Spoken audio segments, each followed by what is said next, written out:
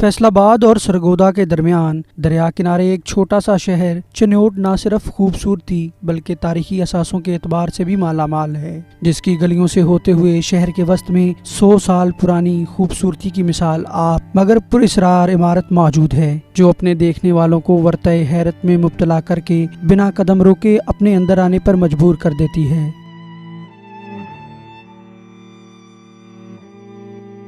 ये इमारत तहखानों समेत 5 मंजिलों पर मुश्तमिल हुआ करती थी, जिसकी ऊपरी 2 मंजिलें साहिबे इक़्तिदार आने वालों की अदम तजही के बाइस आहिस्ता आहिस्ता झड़ चुकी है। आबादी से पहले 14 मरलों पर महीत ये इमारत दूर दराज से भी देखी जाया करती थी।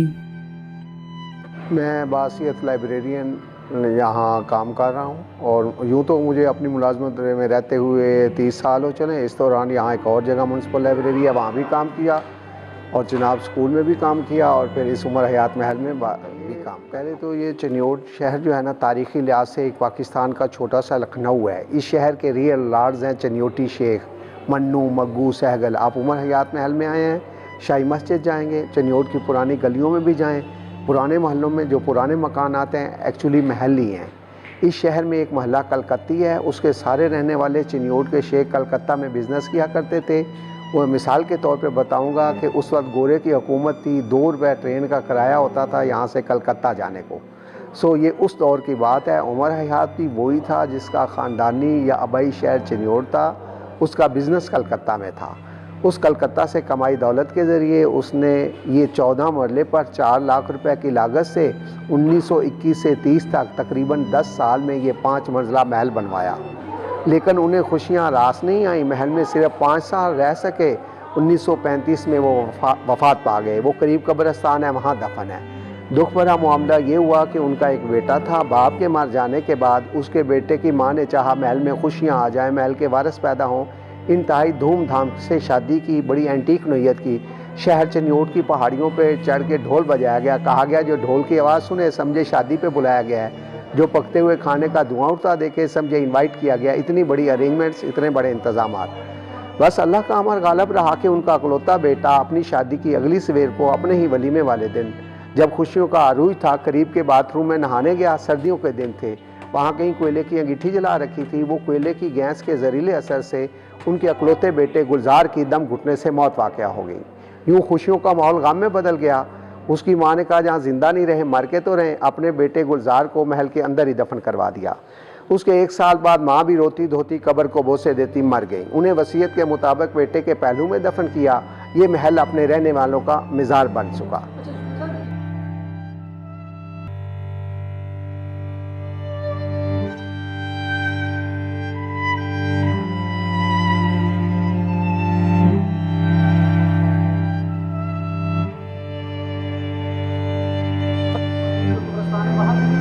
एक्चुअली ये ट्रेजेडी, बेटे से वहाँ की मोहब्बत, फिर जिसके लिए सारे औलाद के लिए उन्होंने अपने बेटे के लिए ही महल बनवाया था, वो ही ना आ रहा। तो उसने कहा जहाँ मर के नहीं रह रहे, जहाँ हम जिंदा नहीं रह रहे तो मर के तो रहें अपने बेटे को। ये एक लिहाज से उस फातिमा की वफा की अलामत है कि वो आज मर के भी यहाँ है, और उसके बेटे से मोहब्बत की अलामत।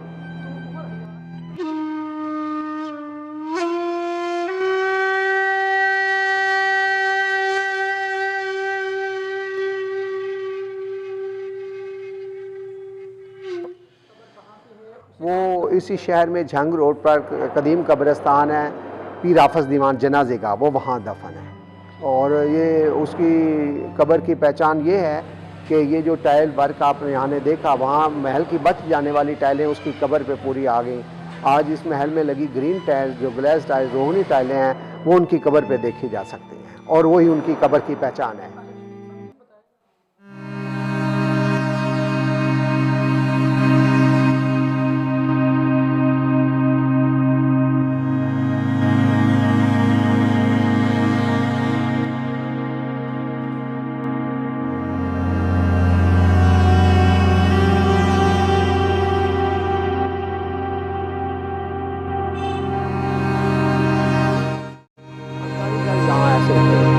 ये 2-3 सदियों की बात है जब से ये फर्नीचर का काम डेवलप हुआ। यहाँ शाहजहाँ का दौर जो रहा ना, जब शाही मस्जिद चन्योट बनी, तब से वो सहारनपुर से पत्थर तराश आया। अब हर दौर में पत्थर तराशी तो ना रही, اور نہ بادشاہت رہی، تو وہاں کے پر آئے چنیوٹ میں آئے پتھر تراشوں نے پھر لکڑی پہ قسمت آزمائی کی۔ یوں سہارن برادری بھی ہے، وہیں راجپوت کے راجستھان کے راجاؤں کے محل بنوانے والے پرجا برادری، وہ بھی نقل مکانی اسلام قبول کیا تو سکھوں کے ظلم ستم سے بچنے کے لیے وہ چنیوٹ آ بسے، ان کے ہاتھ میں بھی ہنر تھا۔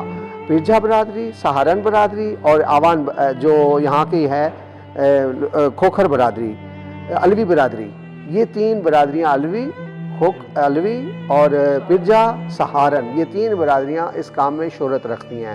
علوی برادری یہاں کے مقامی تھے، جبکہ پرجا برادری اور سہارن برادری یہ نقل مکانی کر کے آئے ہندوستان سے، تو یہ ان کے ہاتھوں کا وہ ہنرمند یہاں بسے تو چنیوٹ میں۔ دوسرا پھر چنیوٹ کے شیخوں نے عمدہ مکان بنوائے تو پھر یہ بھی ایک سبب بنا کہ یہاں سبھی محنت کا اکٹھے ہو گئے، اور پھر ان کے فن کو داد اس صورت میں ملی کہ یہاں شیخ برادری نے عمدہ محل گھر بنوائے اور یوں یہ اچھا کام ان کا ڈیولپ ہوا۔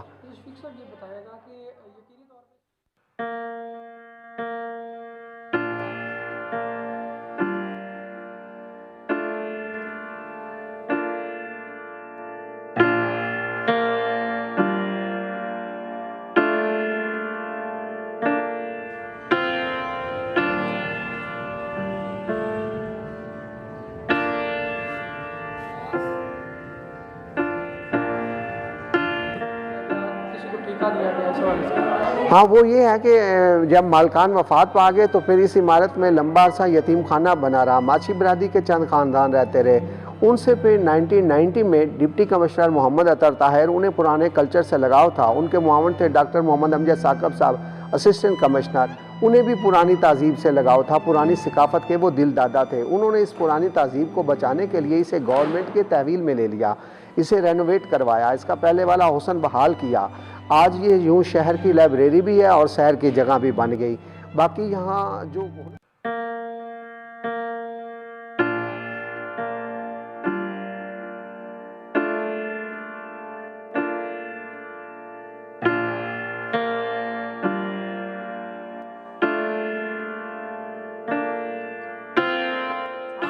عمر حیات محل میں ہمارا وزٹ ہے، اور مجھے خوشی محسوس ہوتی ہے کہ آج بھی اس طرح کی خوبصورت جگہ ہمارے شہر میں موجود ہیں، اور یہ بہت بڑا چنیوٹ کی عوام کا ایک اثاثہ ہے۔ دن بہ دن کم ہوتی جا رہی ہے تو اس کو مرمت کروائیں۔ جانتے ہیں کہ یہ ایک خوبصورت محل ہے اور لوگ اسے دور دور سے دیکھنے کے لیے آتے ہیں، یہاں پر شوٹ وغیرہ بھی کرواتے ہیں۔ اور حیات محل چنیوٹ کا ایک ہمارا بہت اچھا ایسٹ ہے جس کو ہم لوگ ویسٹ نہیں کرنا چاہتے۔ اسی حوالے سے حکومت پنجاب اب اپنے ٹیورزم ڈپارٹمنٹ پہ بہت زیادہ، ہمارے سی ایم صاحب بھی ورک کروا رہے ہیں، اور ہم نے ہمارے جو ٹیورزم منسٹر ہیں ان کو انوائٹ کیا تھا اور اپنے اس ایسٹ کے بارے میں ساری انفارمیشن دی تھی، اور انشاءاللہ جلدی ہی ہمارا جو عمر حیات کا محل ہے اس کے اوپر بڑے اچھے سے اور پازیٹیو جو ہے فروٹفل رزلٹ سامنے آئیں گے، اور کنسٹرکٹیو کام ہوتا آپ کو دکھائی دے گا، اور ہم اپنے اس ایسٹ کو سیو کریں گے۔ یہ جو عمر حیات کا محل ہے یہ پہلے 5 منزلہ تھا، جن میں سے جو 5ویں منزل ہے وہ بہت خراب ہو چکی ہے اور اس سے نقصان بھی ہو سکتا ہے۔ باقی یہاں جو ہنرمند ایسے آئے، مثلا استاد الہی بخش پرجا ایک چوٹی کے کاریگر ہوئے ہیں، ان کی قبر پہ چلے جائیں تو لکھا ہے بابا قوم، ساری ترخان برادری اپنی قوم کا باب کہہ رہی ہے۔ وہ مر گئے ہیں لیکن آج اس کا فن بھی زندہ ہے ان کا، کہ آپ مارکیٹ میں جائیں گے حویلی بیڈ، جھروکا بیڈ، اس یہاں سے نمونے لیا ہے، استادوں کا کیا کام ہے۔ آج بھی سب سے اعلیٰ پائے کہ جو زیادہ دیار کا یہاں اس جھروکے کو، اس کا جھروکا جو ہے اس کی ساری بیوٹی پیکاک مور سے لی گئی ہے، وہ اسے کسی نے بہترین شاندار ٹائٹل دیا، لوگ اسے کہہ رہے ہیں پوئٹری اینڈ ووڈ، یعنی لکڑی میں کی گئی جیسے شاعری ہو، تو وہ اس میں اعلیٰ پائے کی شیشم کی، اور وہ ان کے ہاں لکڑی کا ایک معیار ہوتا تھا، وہ 100 سال سے لے کے 500 سال تک کی ایسا ٹری استعمال کرتے تھے۔